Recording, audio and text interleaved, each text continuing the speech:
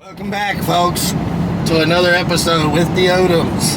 Now I am hopping in to welcome y'all before I can. Got Rolo riding with us this morning to church. Rolo, there he is. Sporting my patriotic red, white, and blue. In light of the upcoming holiday, church is outside in a park today, so we thought it'd be appropriate to bring Rolo along. Let me tell y'all what, today, here, I don't know where y'all are at, but here in Memphis, it is muggy and too stinking hot. Yeah, it's very humid. It's not really hot yet. Yesterday was like we were walking outside, I think the heat index was like 111 or something. Crazy, man. Crazy. So, we got out the house ahead of schedule. Whoop, whoop. Shout out to the Odoms. Yep, Michelle wakes up every morning at like 4. 5, but sometimes 4. And here I come 4 hours later. Do y'all have a morning routine? Because for me, I need to get up. I just need a slow morning. Like, I can't wake up just in enough time to get ready and go. Hold, please. Hey, what's up? Yeah, I can hear you.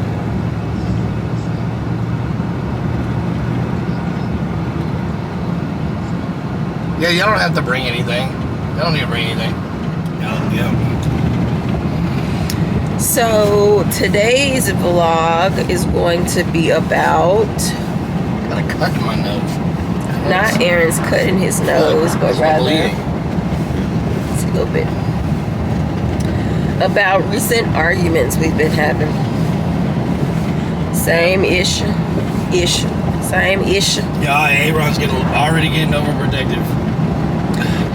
But it's good because, I don't know. He got the window up. Yeah. It's probably affecting the sound.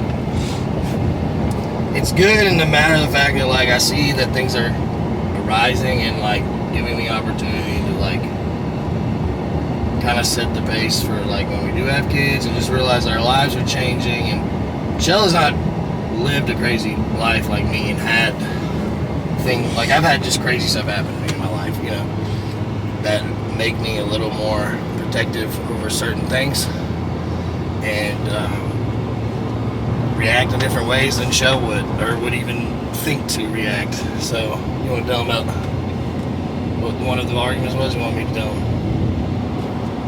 You can tell him. So I think one day, this actually happened a couple times. So one time this guy, and I knew people who would do this, go around and like check out houses to rob and stuff like that. But anyways, this guy was coming. I see Shells at the door. This is like the first argument, but this is a ways down the road. Like, what was this, months ago or so?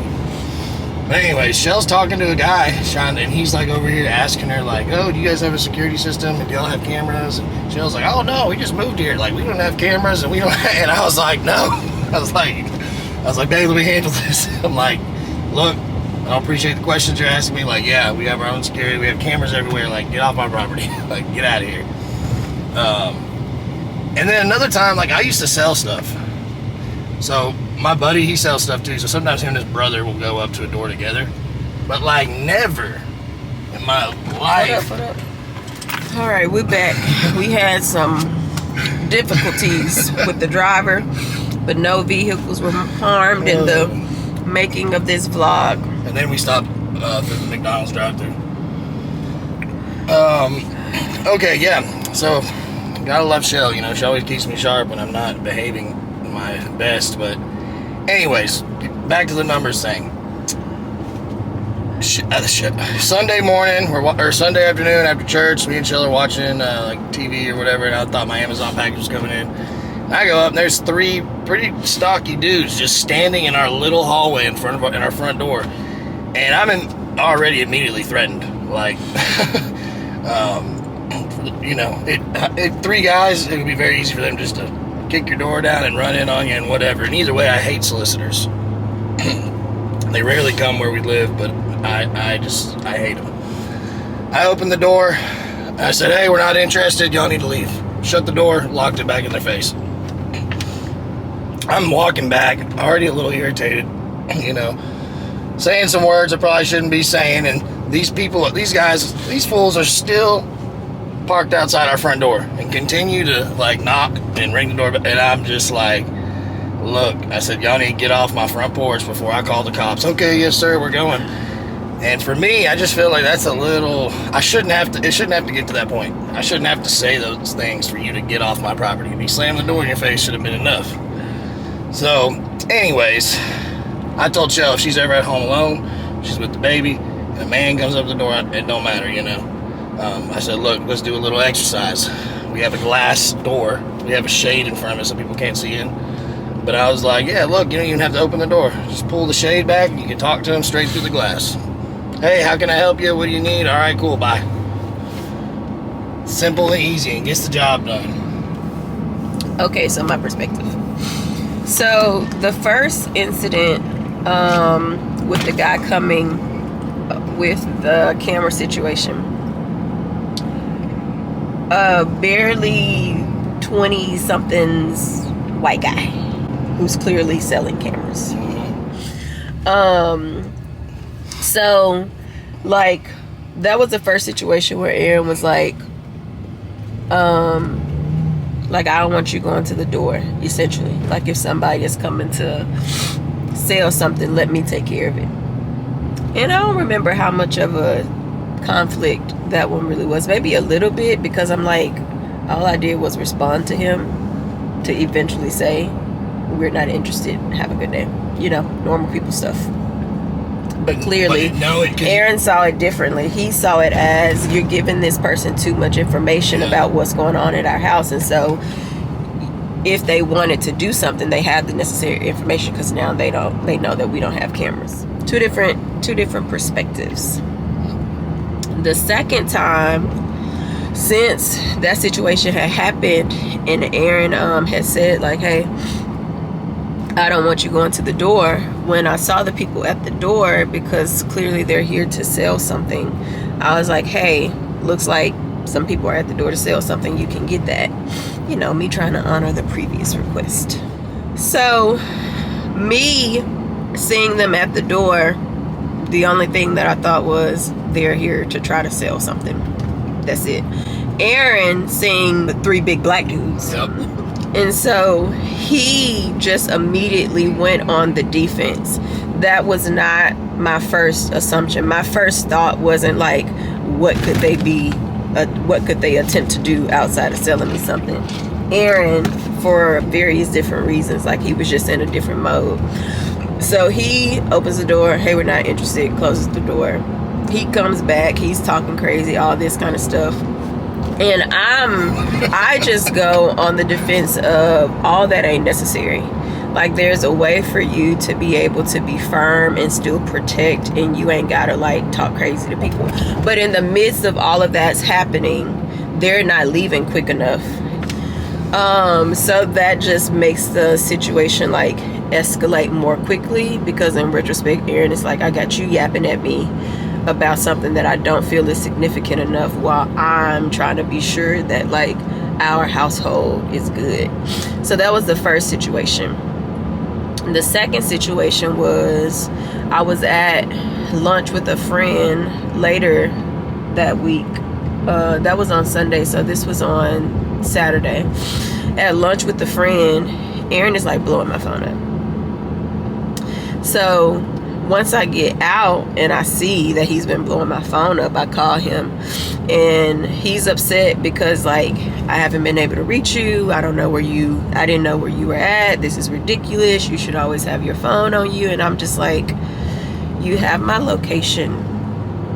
It was 2 hours.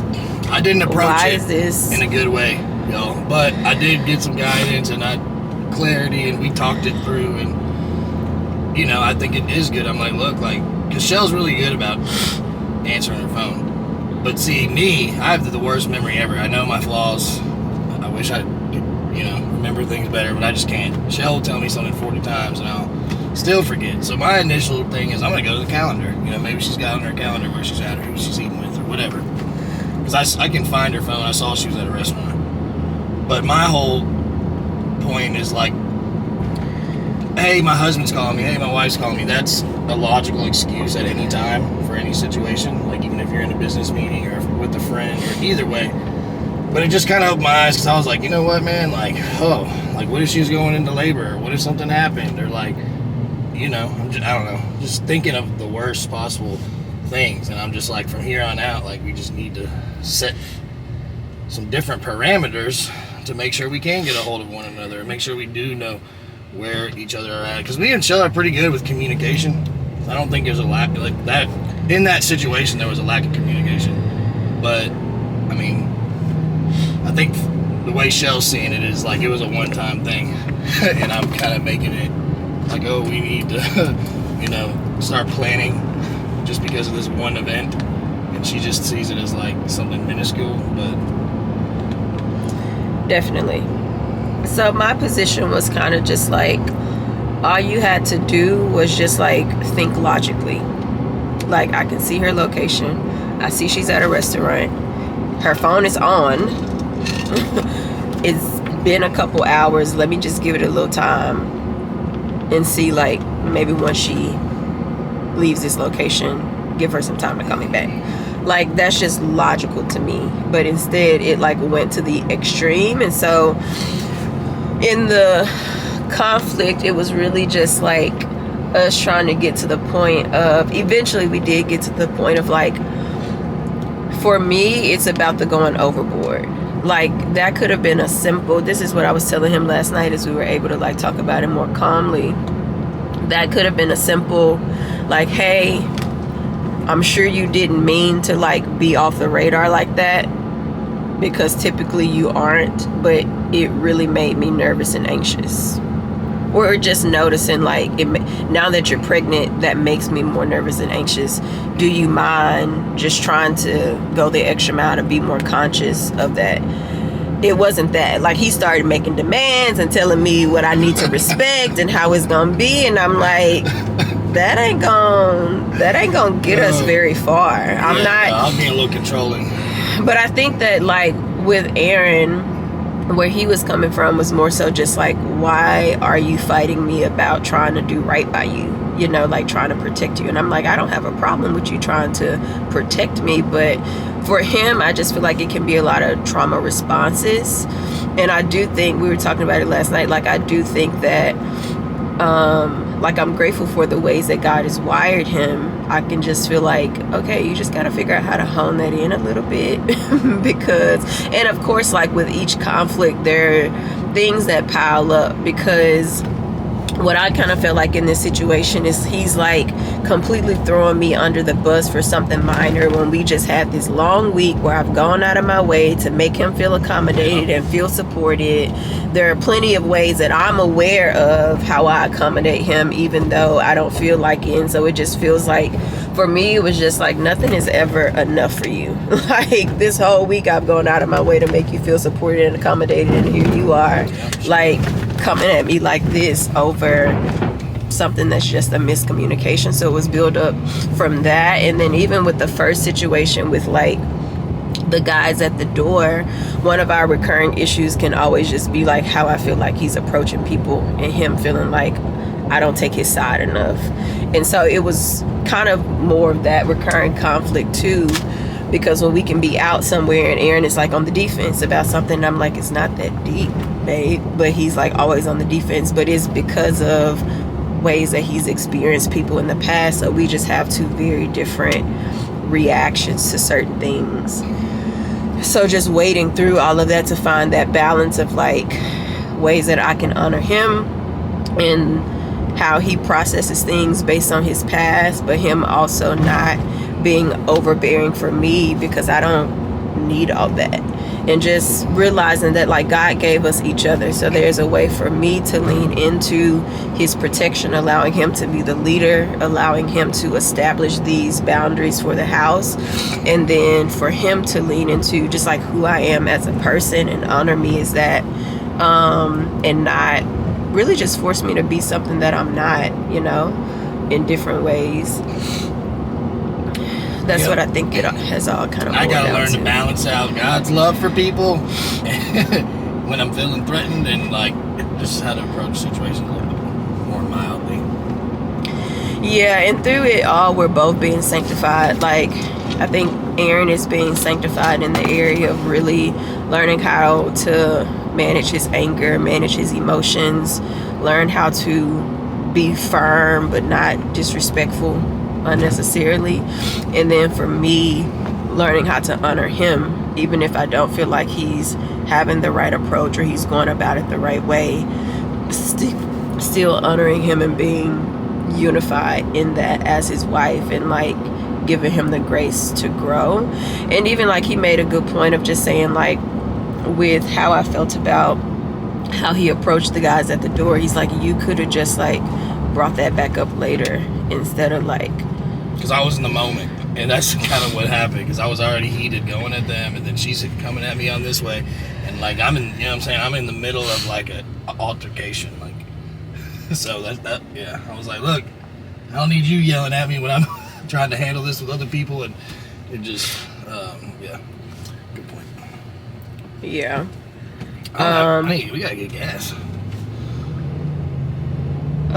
Which like it's happening so fast in the moment that you don't really think about it, you know, because like I responded to him about it before he like re-engaged them around not leaving the door. So it was just all happening really fast, honestly. And you know, if we lived in a different city, it may not be as much of an issue.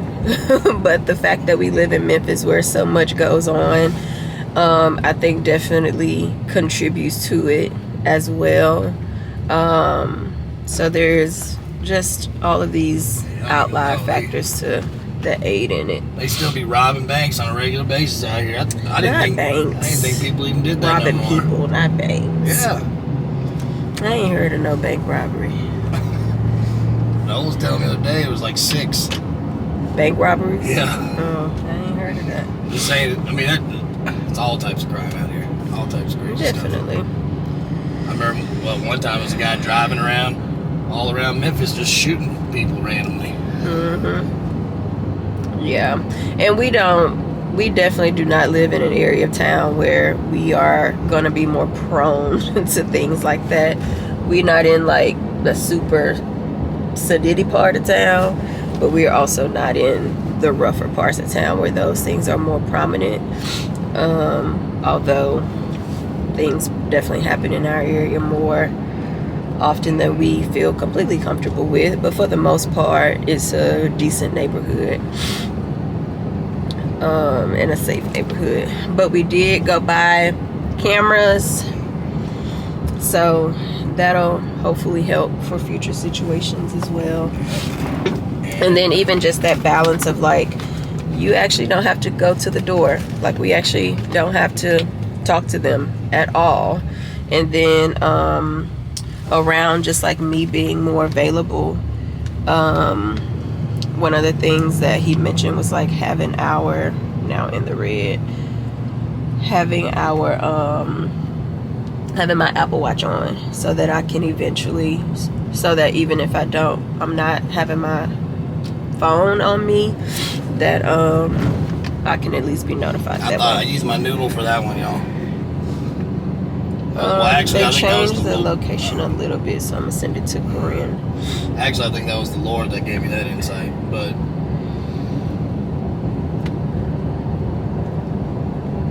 yeah. So, y'all let us know. I'd like to see just what y'all think. Yeah, how pregnancy affects like the men and women like that are watching this right now. Like, you know, your men they get more protective? Are they more in the deep end like me? Are they more nonchalant? Or just like ways that you've seen, like men and women, if you have kids, like ways you've seen having kids change you in these different ways. As well. Oh, what I was gonna say, yeah, because the Apple Watch thing. I don't know if I'm sure y'all know Shell already. She's like, I try to be as supportive as I can. I think I'm pretty good. Shell's always going somewhere, doing something. Got a million meetings with people. You see that hawk? That was pretty cool. So, yeah, I like knowing that I can get a hold of it. Mm-hmm. Yeah. So those were the situations, essentially. It'll be interesting just to see as we just take this new journey into parenthood, just the different ways that we'll have to shift and whatnot. I think for me, I love the fact that all of our arguments so far seem to be like really productive, because every time we get into an argument, we have a better understanding of one another. This is your turn. And you know, it brings up good things that I think that every time we argue, stuff gets brought up that probably needs to get brought up. But it's just cool to see how we can come together and like see each other's viewpoints and get over these things like real easily. So yeah, because I can tell you what, I hadn't had arguments like that before. Yeah. All right, y'all. We are pulling up to the park, and I need to figure out where we are going. So guess where all the cars are. I don't think so. Do you recognize those cars? Do you? No. But also, there's going to be people here we don't recognize, so I forgot about that. You may be right. We can go over there and see. And all come back Look, bro, if you get too hot, you can go swimming. He's a great swimmer. All right, loves. Until next time, we are out. Bye, y'all. Look how pretty that fountain is.